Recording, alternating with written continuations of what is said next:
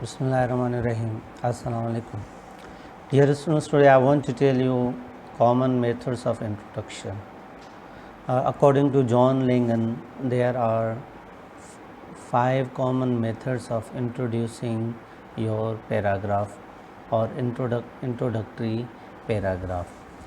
Before we go to these 5 common methods of introduction, I want to tell you that introductory paragraph actually performs 4 roles. First one is it attracts the reader's attention. Second one, it tells the background information to the reader. And third, it includes thesis statement. And fourth one, it tells the plan of development. Okay.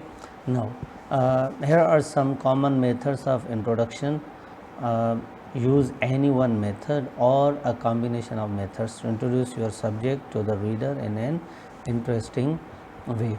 And mostly students get confused. They ask the questions about that can we use combination of 2 methods or 3 methods, or it is necessary that we use only one method. So here the answer is you can use 1 or 2 at a time. Okay.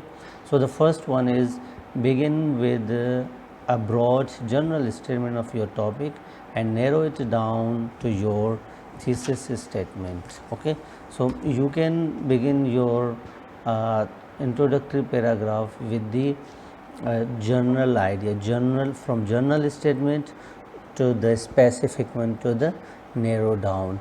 For example, here the writer talks generally about the diets and then narrows down to comments on a specific diet. Let me read one common example of this introductory paragraph, like bookstore shelves today are crammed with dozens of different diet books.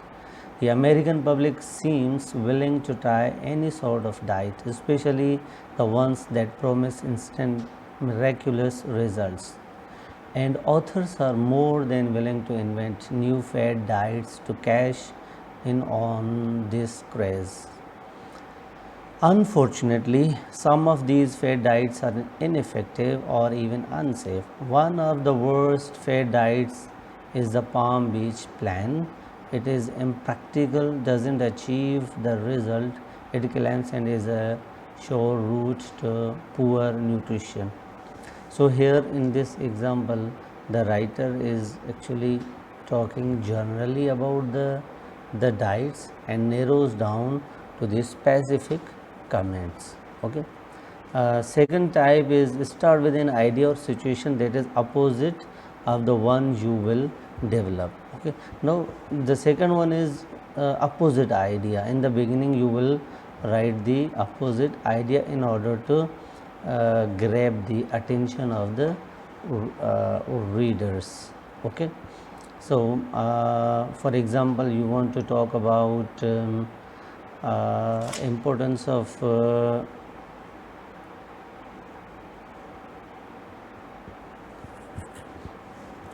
importance of mobile phone. So for then you can give opposite idea first, misuse of mobile phone, then you will switch to your particular topic. Okay. And the third one is explain the importance of your topic to the reader. Okay. If you can convince your readers that the subject in some way applies to them or something they should know more about, they will want to keep reading. So first here you can share the importance of your topic so that they will get attention. And the next one is use an incident or a brief story. Very simple thing, you can begin your essay with a brief story. Okay, because stories are naturally interesting, they appeal to the reader's curiosity. In your introduction, an anecdote means a short story will grab the reader's attention right away. The story should be brief and should be related to your main idea. The incident in the story can be something that happened to you, something you have heard about, or something you have read about and in a newspaper or magazine. You can write that one. And next one is ask the question. Okay, in the latest edition of 2020, he has not given this, the John Langan, the writer of the college writing skill book, has not given this one, that he is not supporting this, that you begin your introductory paragraph with some questions. Okay, but in his previous editions he has given this one, so let's skip this one. The fourth one, the last one, the fifth one is use a quotation. Quotation can be something you have read in a book or an article. It can also be something that you have heard, a popular saying of or proverb, or any kind of quotation that is very famous. You can write, like never give advice to a friend. This is one of the quotations. You can begin like that. I want to read one introductory paragraph here in the last, very interesting one. Fish and visitors begin to smell after 3 days. This is a quotation wrote by Benjamin Franklin.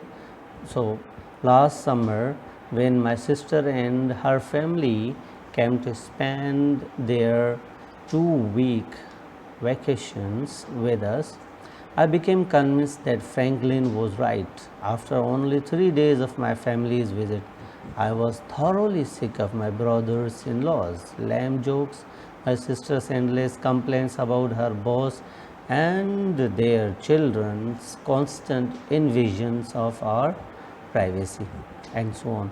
So these are the 5 ways to begin your essay or introductory essay. So I hope you will get better ideas, and so see you in next part will